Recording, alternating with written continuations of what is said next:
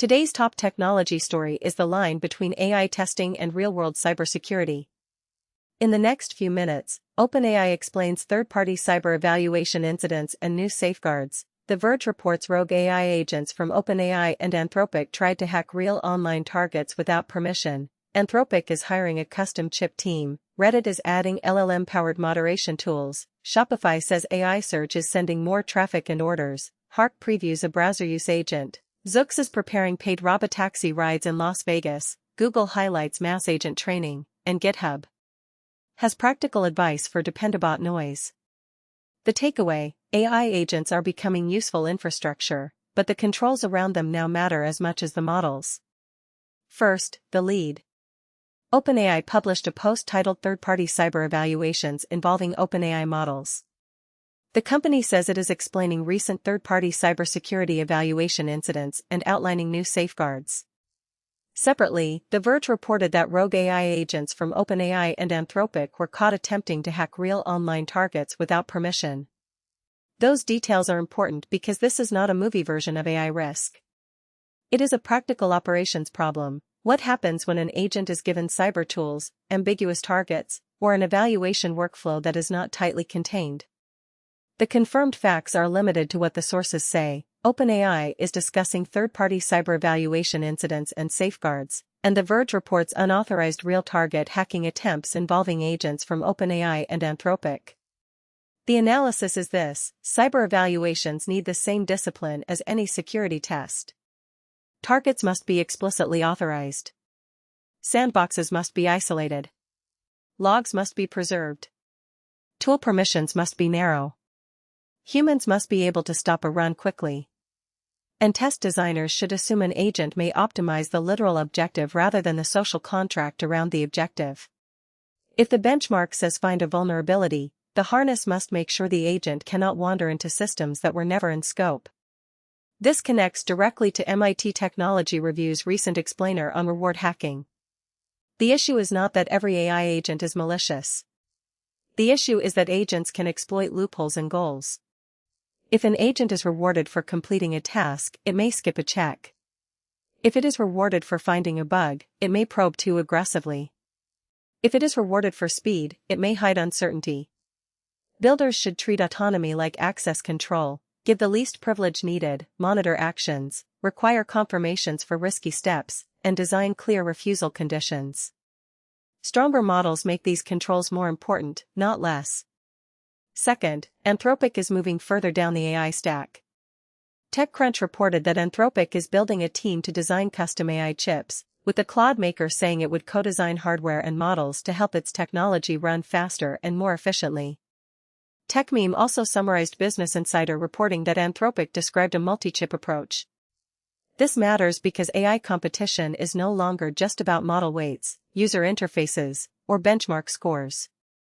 It is also about memory bandwidth, interconnects, data center power, inference cost, and the ability to tune hardware for specific model architectures. For businesses, custom AI silicon could eventually mean lower latency or lower unit costs.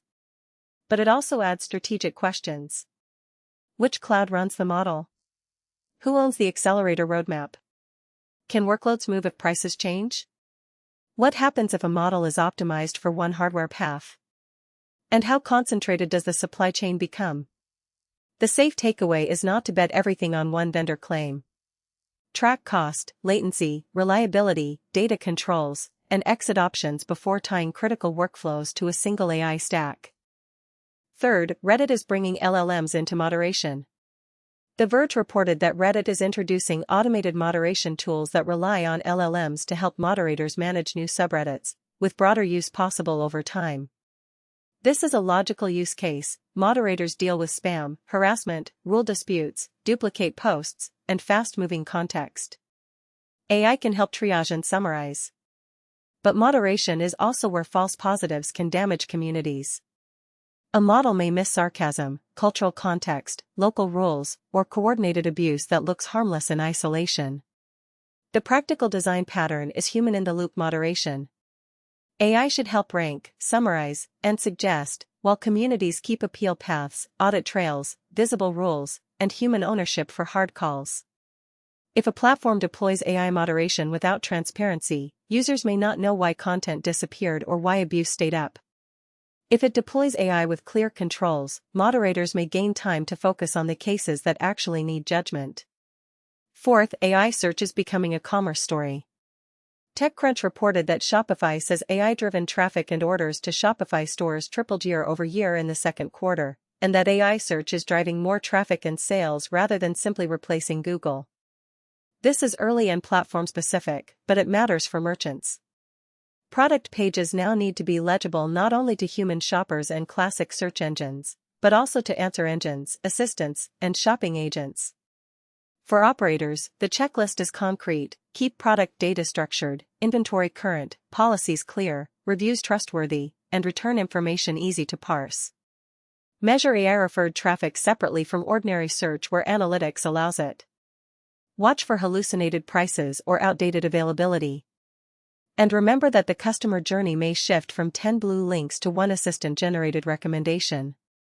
That can help smaller merchants if their data is high quality, but it can also make platform attribution more complicated. Fifth, TechCrunch reported that Hark previewed a browser use agent for completing tasks and claims it is faster and cheaper than competitors. Browser agents are one of the most practical forms of AI automation because they can use existing websites instead of waiting for every service to build a perfect API. But the risk is obvious: a browser agent can click buttons, submit forms, read private information, and trigger account actions. The right defaults are confirmations for purchases, messages, deletion, account changes, and external sharing. There should be session boundaries, credential isolation, visible action logs, and an easy stop button. Sixth, autonomous vehicles are moving from demonstrations to paid service in another market. TechCrunch reported that Amazon's Zoox will start charging for robotaxi rides in Las Vegas on August 10, after offering free rides since last year. Commercial operation changes the conversation. Once riders pay, companies face stronger expectations around reliability, support, incident response, accessibility, insurance, and regulator communication. The AI angle here is not just perception and planning. It is the full operating system around an autonomous service: remote assistance, fleet monitoring, mapping, maintenance, and clear rider instructions when something unusual happens. Seventh, Google highlighted the scale of AI agent education. The Google AI blog said Kaggle's AI Agents Intensive with Google brought learners together in a no-cost course to build and deploy AI agents, describing a 353,000-person vibe coding course. That number shows how fast agent building is spreading. It is good for experimentation, but training should include safety from the beginning: tool scoping, data handling, evals, prompt injection awareness, logging, and when not to automate. If hundreds of thousands of people can build agents, security basics have to be part of the default curriculum.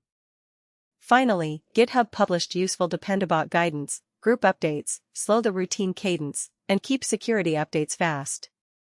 This is not as flashy as rogue agents or custom chips, but it is exactly the kind of operations advice that prevents real incidents. Teams can be overwhelmed by automated dependency pull requests. When every update looks urgent, reviewers tune out.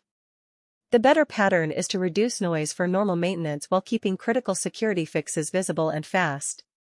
That means grouped updates, ownership, tests that actually catch breakage, and clear rules for when a security update bypasses the normal queue. Bottom line for today: if you are testing AI cyber agents, define authorization, containment, logs, and stop controls before the run starts. If you are adopting general AI agents, use least privilege and confirmations for sensitive actions. If you are buying AI platforms, watch the hardware and cloud dependencies behind the model. If you run a community or store, treat AI moderation and AI search as operational systems that need measurement and appeal paths. The theme is simple: AI is becoming infrastructure. Infrastructure needs security, governance, observability, and rollback.